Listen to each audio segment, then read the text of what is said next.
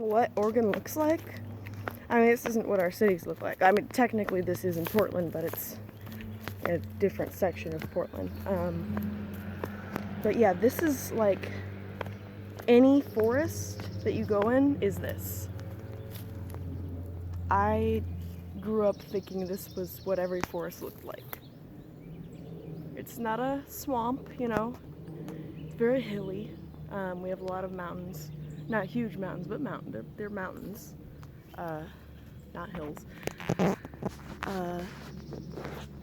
And because it's so hilly, there are lots of sudden drops and all that, and it looks like, you know, it would be like a swamp, but it's not. That's just moss and clovers, and everything is green. You know, there's not very much bare ground aside from paths that people walk on all the time. Those get bare.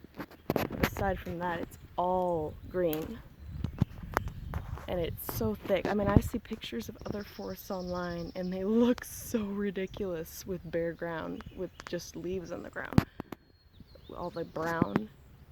The only brown we have here is the tree trunks, pretty much.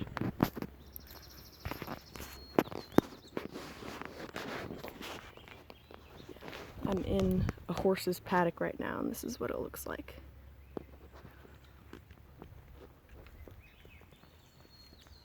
And this is when we have horse trails, we go through these forests and these hills. So trail riding in Oregon is very different from trail riding in other states. You need a lot of thigh muscles to keep the horse balanced. So it's pretty fun. My thighs are exhausted after a trail ride. And that's more of a field, but that's because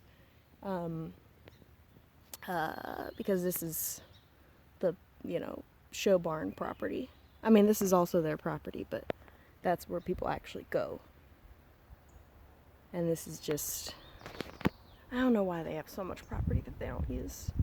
I guess it'd be a lot of work to knock down these trees, and even if they did, I mean, the ground isn't even enough. I think that most barns that have a lot of property just have it for trails. In Oregon, anyway. And I think in other states they call these brambles. The blackberry branches, or vines. We have them everywhere. Of course, they're considered an invasive species, but they are literally everywhere. Like, over there, right there, you know, there, anywhere they're allowed to grow, they become huge.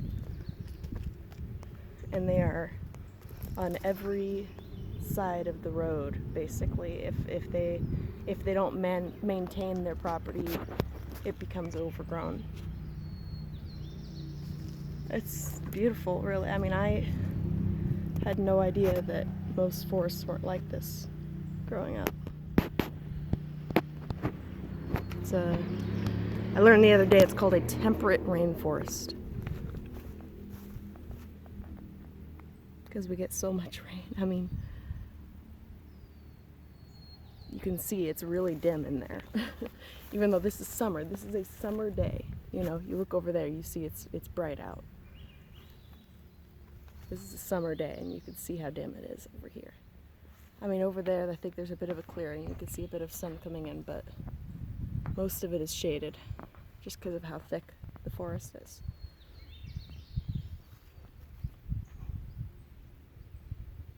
And actually, this is more of a clearing right here. I mean, it's usually much thicker with trees, but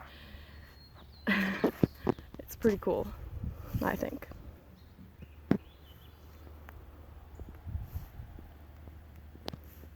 Yeah.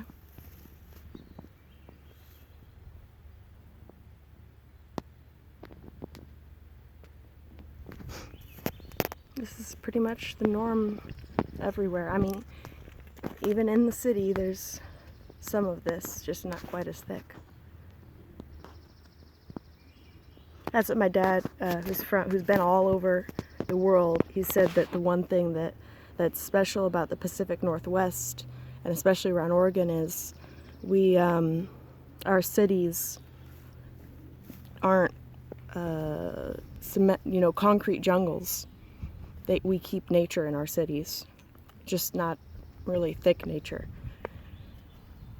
We have trees, big trees everywhere in the city, and in the suburbs too. It's in the suburbs we have patches like this in the suburbs, like literally like in between houses, in our yards, I mean, not every yard is like this. A lot of them are a lot more landscaped, but it's pretty cool. I really love this part of the world. I don't think I could live anywhere else. Or at least, I don't think I could find anywhere else as beautiful. At least not in the same way. Hey, Minnie Minnie.